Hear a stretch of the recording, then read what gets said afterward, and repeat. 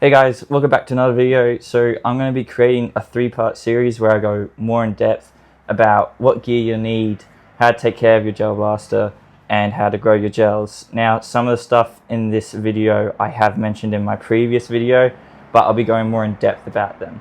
So in this one, I'm going to discuss gear and more specifically what to bring and what you should buy.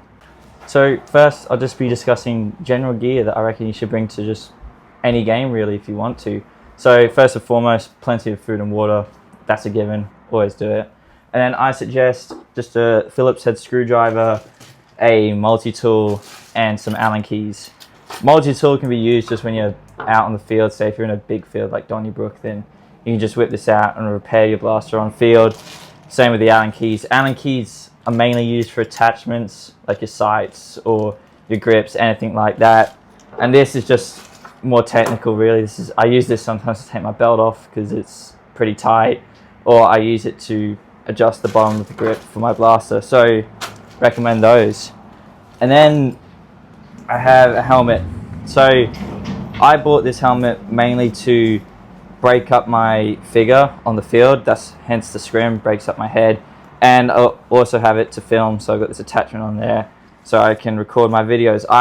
I think it's pretty comfortable. It comes with some good padding. Honestly, I just bought it off AliExpress for 60 bucks and it's pretty good quality for what it is. So if you want a helmet, you can buy one. It's not a must, but I like it because it breaks up my figure. And then I have a belt. So I just have a Molly belt here, which I bought recently with some extra storage. So this part here just holds my dead rag for, say, Milsims and all that. And then this part will hold grenades, food, and say my screwdriver here or the Allen keys. And I'd use my deeper pockets on myself or on my webbing to hold other things if need be.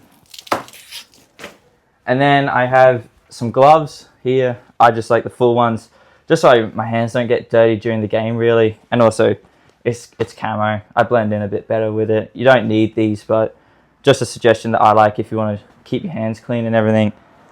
And then again, I've got a balaclava here just to, well, it's actually snood, not a balaclava. Again, just to blend in a bit more because it's camo. Don't want all my skin showing. And it also protects, say, my ears and mouth from being hit by gel balls because up close they can hurt a bit. And then just some boots here. Just some ordinary boots. Again, I mentioned these in my previous video. They're waterproof, very good, very comfortable. I highly recommend waterproof boots. Right, now I'll talk about gear just for outdoor and indoor public games. So if you're going outdoors, I recommend just, again, a Chicom. Simple. All you need really is just some mags, because you'll be going back to spawn to fill your mags up with your speed loader again. You can go back for food, anything. So just nice, lightweight stuff for your public games. Simple Chicom. And again, a luxury if you want. I carry a Camelback with me just so I don't have to keep going back to the spawn to get water, and so I don't have to carry it with me. It's just easier carrying the water on my back, so you can have a Camelback if you want.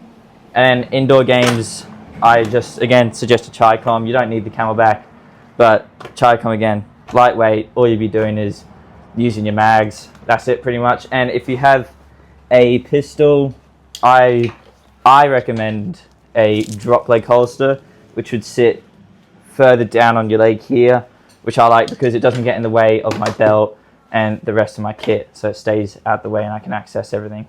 So that's what I recommend for outdoor and indoor public games. Now I'm going to talk about gear for a Milsim.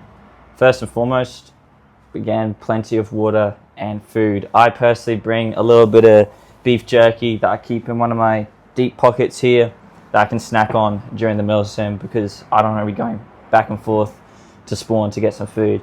And then I also recommend, I highly recommend a Camelback for your Milsim because again, you're out there all day and it's much better than carrying a water bottle around with you than Camelback.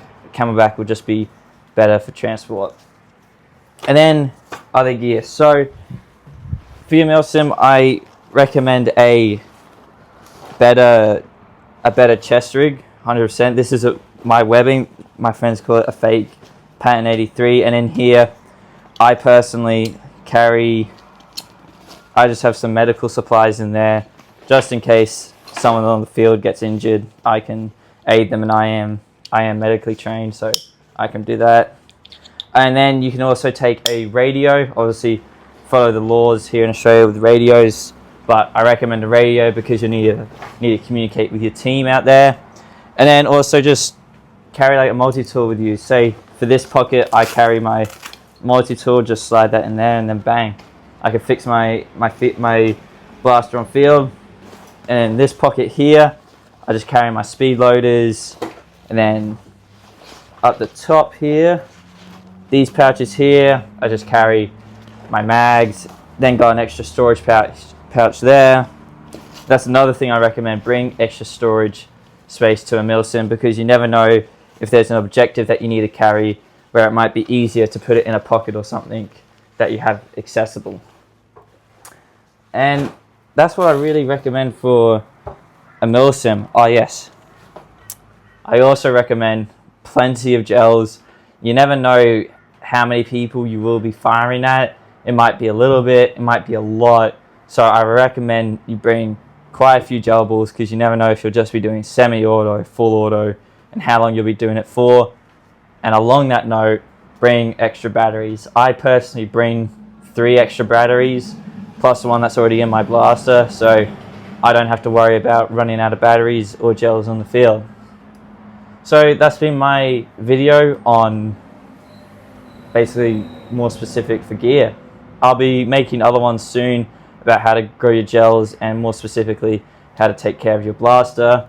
Hope you guys enjoyed. Hope this has helped you, and I'm trying to reach 100 subs before the end of the year. I think we can do it. Thank you for watching.